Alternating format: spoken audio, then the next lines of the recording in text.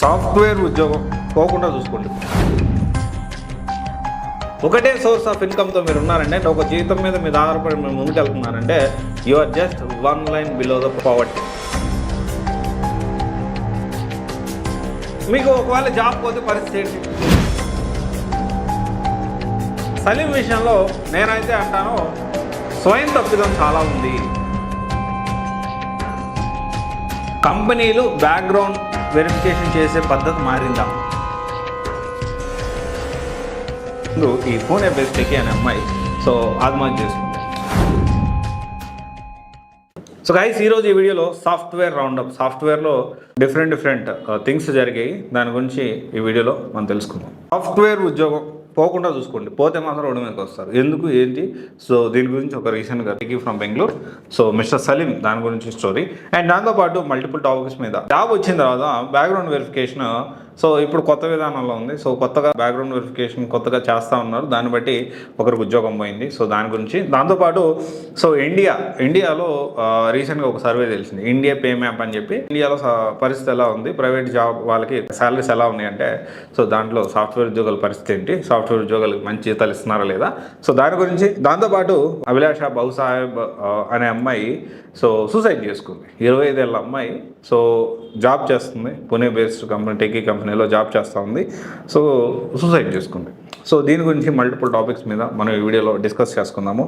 First important, ఈ software ఉద్యోగం పోకుండా ఎందుకు చూసుకోండి అనే దాని గురించి మనం మాట్లాడుకుందాము. ఈ బ్యాక్గ్రౌండ్ వెరిఫికేషన్ కొత్తగా మారింది ఏదైతే ఉందో దాని గురించి కూడా మనం మాట్లాడుకుందాము.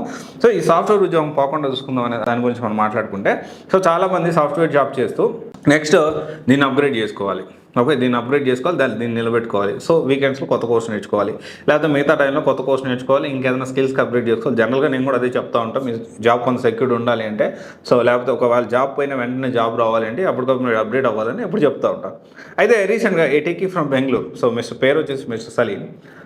ఎన్ఐటీ నుంచి 43.5 lakhs రీసెంట్గా జాబ్ పోయింది. 43 లక్షల ప్యాకేజ్ ఉద్యోగం పోయింది. ఉద్యోగం పోయినాక 3 months శాలరీ ఇచ్చారు.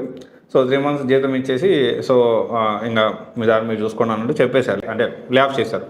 అయితే దీనికి సంబంధించి ప్రీవియస్ ఇయర్స్గా దాదాపు 30 లక్షల ట్యాక్స్ వరకు కట్టాను.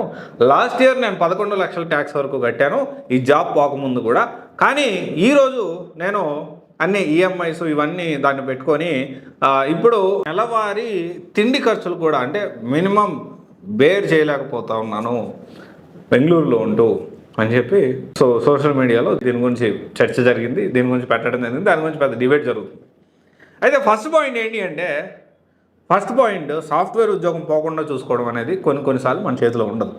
స్కిల్స్ ఎప్పటికప్పుడు అప్గ్రేడ్ చేసుకుంటే ఇమీడియట్గా ఇంకో జాబ్ ఎత్తుకునే ఛాన్స్ ఉంది. Point number 1.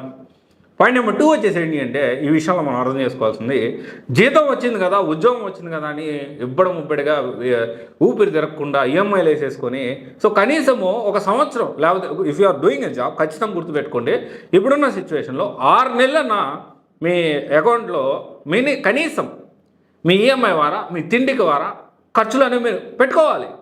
This is very important.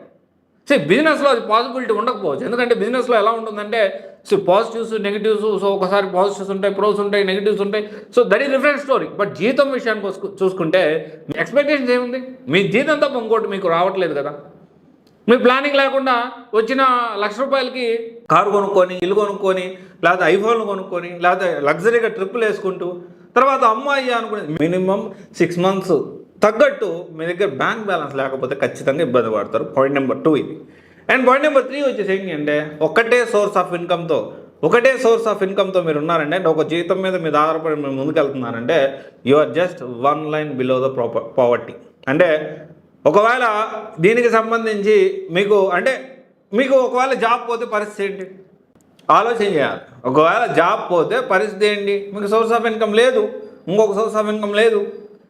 Companies మిమ్మల్ని ఏమైనా ఎట్టి పరిస్థితుల్లో మా దగ్గర ఉన్న ఎంప్లాయీస్ని మేము జాగ్రత్తగా చూసుకోవాలి, ఎట్లయినా నేను తినకపోయినా మీకు ప్రాఫిట్ వచ్చినా రాకపోయినా మీకు జీతాలు ఇచ్చే పరిస్థితి ఉంటుంది అనుకున్న ప్రజెంట్ కార్పొరేట్ వాళ్ళలో లేదు. ఇది పాయింట్ నెంబర్ 3. ఇవన్నీ గుర్తుపెట్టుకోవాలి. ఇక్కడ సలీం విషయంలో నేనైతే అంటాను, స్వయం తప్పిదం చాలా ఉంది. ఇతని తప్పు కూడా చాలా ఉందని నేను అంటాను. ఒక ప్లాన్ బి లేకపోవడం, కనీసం ఒక 6 మంత్స్కి కూడా దాని తగ్గ మినిమం బ్యాంక్ బ్యాలెన్స్ మెయింటైన్ చేయకపోవడం. సో అండ్ ఇంకోటి ఏంటి అంటే జాబ్ పోతే ఇమ్మీడియట్గా ఇంకో జాబ్ ఎలాగైనా కానీ తెచ్చుకోవడానికి స్కిల్స్ అప్గ్రేడ్ చేసుకుని ముందుకెళ్ళాలి. ఇక్కడ ఏడుస్తూ కూర్చుంటే ఎవరు సాయం చేయరు. అండ్ తర్వాత వచ్చేసి ఇండియా పే మ్యాప్. సో ఇండియాలో ఇండీడ్ పే మ్యాప్ కొత్తగా ఒక సర్వే చేసింది. సో ఈ టాపిక్ గురించి మనం మాట్లాడుకుంటే సాఫ్ట్వేర్ ఏదైతే ఉందో ఇండియాలో సాఫ్ట్వేర్ ఉద్యోగులు ఎక్కువగా తీసుకుంటా ఉన్నారు జీతాలు, అందరికంటే ఎక్కువ శాలరీస్ సాఫ్ట్వేర్ ఉద్యోగులు తీసుకుంటా ఉన్నారు. అందులో హైదరాబాద్ వాళ్ళకి సాఫ్ట్వేర్ జీతాలు చాలా ఎక్కువగా ఉన్నాయని చెప్పి సో అంటే దానికి సంబంధించి సో ఒక సర్వే అనేది చెప్తున్నారు. సో ఆ సర్వే కూడా ఇన్ డీటెయిల్ వీడియో నేను ఇంకొక వీడియో కూడా సపరేట్గా దీనికోసం ఎక్స్క్లూజివ్గా చేశాను, అది మీరు కమెంట్ సెక్షన్లో చూడొచ్చు. అండ్ తర్వాత వచ్చేసి ఏంటి అంటే పూణే బేస్డ్ టెక్కీ గురించి మాట్లాడుకొని ఈ బ్యాక్గ్రౌండ్ వెరిఫికేషన్ కంపెనీలు కొత్తగా చేస్తూ ఉన్నాయి. కంపెనీలు బ్యాక్గ్రౌండ్ వెరిఫికేషన్ చేసే పద్ధతి మారిందా? సో దాని గురించి మనం మాట్లాడుకుందాం. దానికంటే ముందు ఈ పూణే బేస్డ్ టెక్కీ అనే అమ్మాయి సో ఆత్మహత్య చేసుకుంది. సో ఇక్కడ ఈ అమ్మాయి ఏం చేసిందంటే సో ఇక అమ్మాయి వచ్చేసి 25 years దాదాపు 21 అంతస్తు నుంచి దూకి చచ్చిపోయింది. అండ్ ఇక్కడ ఒకటే విషయం ఏంటి అంటే work pressure. So Monday to Friday office work చేసేదంట, సాటర్డే సండే స్కిల్స్ అప్గ్రేడ్ చేసుకోవడానికి కోర్సులు నేర్చుకునేది. సో ఈ ప్రెజర్కి ఆల్రెడీ వెయిట్ లాస్ అయిపోయింది.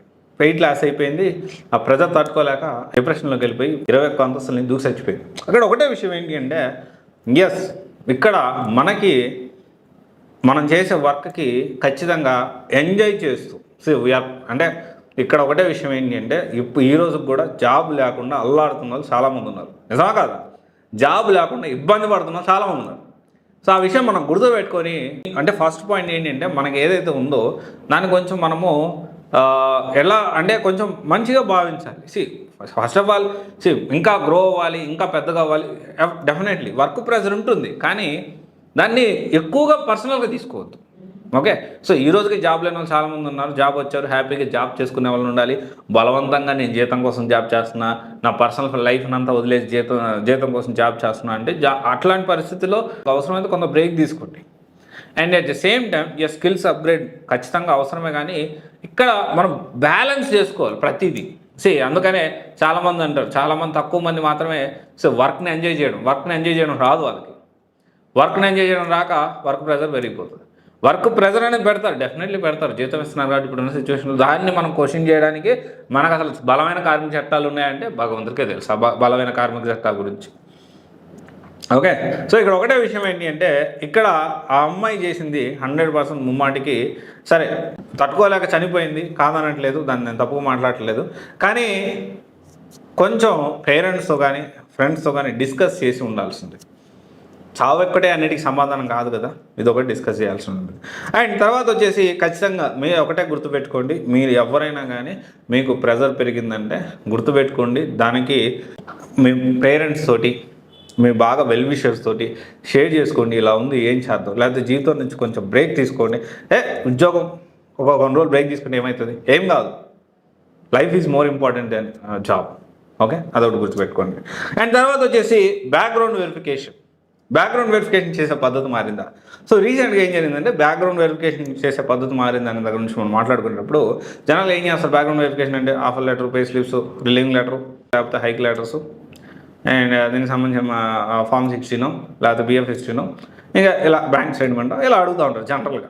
అండ్ మీ తర్వాత మీ స్టడీ బ్యాక్గ్రౌండ్ సంబంధించిన సర్టిఫికేట్స్ దాన్ని క్రాస్ వెరిఫై చేస్తూ ఉంటారు. రీసెంట్ డేస్లో వాళ్ళ కెపాసిటీకి మించి అంటే ఆ కంపెనీ బడ్జెట్ కంటే ఎక్కువ అతను ఇంటర్వ్యూ ఇచ్చే విధానం నచ్చి 23 lakhs ప్యాకేజ్, 23 లక్షల ప్యాకేజ్ ఇచ్చారంట జాబ్ అనే కంపెనీ. అయితే లాస్ట్ మూమెంట్లో వెరిఫికేషన్లో భాగంగా సోషల్ మీడియా అకౌంట్లో ఎక్కడో మతపరమైన కమెంట్స్ చేశారని చెప్పి వెనక్కి తీసుకున్నారు ఆఫర్ లెటర్ని. అంటే పరిస్థితి మనం ఏం సోషల్ మీడియాలో ఏం షేర్ చేస్తున్నాం, ఏం రీషేర్ చేస్తున్నాం చాలా ఇంపార్టెంట్. అండ్ ఇంకో వచ్చేసి కమింగ్ డేస్లో వెరీ సూన్ ఆర్ లేటర్ ఇలా ఆల్రెడీ యూఎస్లో చాలా దీన్ని బాగా క్షుణ్ణంగా పరిశీలిస్తున్నారు బ్యాక్గ్రౌండ్ వెరిఫికేషన్. అది మెల్లగా ఇండియాలో కూడా రాబోతుంది. ఏంటి అంటే మనం సోషల్ మీడియాలో మనం చేసే కమెంట్స్. సో అంటే ఈ మధ్య ఒకటి నేను గమనించాను, ఎవరో డ్యాన్స్ వేస్తారు, దాన్ని ఇంకొకరు ఈ వీడియో మీరు చూడండి, ముందు వీడియో చూడండి, తర్వాత కమెంట్స్ నేను చదివి వినిపిస్తానని చెప్పి అసభ్యమైన కమెంట్స్ చదివి వినిపిస్తూ ఉన్నారు. ఫార్చునేట్లీ ఆ అసభ్యమైన కమెంట్స్ పెట్టేవాళ్ళు వాళ్ళ ఫోటో అన్నీ ఉంటున్నాయి. అంటే ఇక ఫోటో మార్చి చేయమని కాదు, ఐడి ట్రేస్ చేయడం పెద్ద సమస్య కాదు. కానీ ఖచ్చితంగా ఇలాంటివి ఏదైతే ఉన్నాయో సో ఖచ్చితంగా ఫ్యూచర్లో బ్యాక్గ్రౌండ్ వెరిఫికేషన్లో ఇలాంటి పరిస్థితులు కూడా రాబోతా ఉన్నాయి. So be aware of that. So ఇది మీ అందరికీ ఇప్పుడు ఇండైరెక్ట్గా ఒక విషయం చెప్పాను. సో ఎంతమందికి అర్థమైందో నాకు తెలియదు. సో మీరు ఏదైనా కానీ మాట్లాడే ముందు పబ్లిక్లో ఏదైనా మీ సోషల్ మీడియాలో షేర్ చేసే ముందు కొంచెం జాగ్రత్తగా ఆచితూచి షేర్ చేయాల్సిన అవసరం ఉంది. కమింగ్ డేస్లో బ్యాక్గ్రౌండ్ వెరిఫికేషన్ చేసే పద్ధతి ఇంకా మారుతుంది. సో పద్ధతి మారి మీరు ఏదైతే సోషల్ మీడియాలో ఏదైతే ఉందో దాన్ని కూడా కన్సిడరేషన్ తీసుకునే దానికి అవకాశం ఉంది. ఇది ఆల్రెడీ యూఎస్లో జరుగుతూ ఉంది. యూఎస్కి వ్యతిరేకంగా కానీ సో ఏదైనా ప్రొటెస్టులు చేస్తున్నా కానీ ప్రజెంట్ ఉన్న సిచ్యువేషన్లో వాళ్ళకి ఉద్యోగాలు ఇచ్చే పరిస్థితి యూఎస్లో లేదు. ఓకే, ఇది ఒకసారి ఆలోచించండి. Thank you. This is Raj signing off.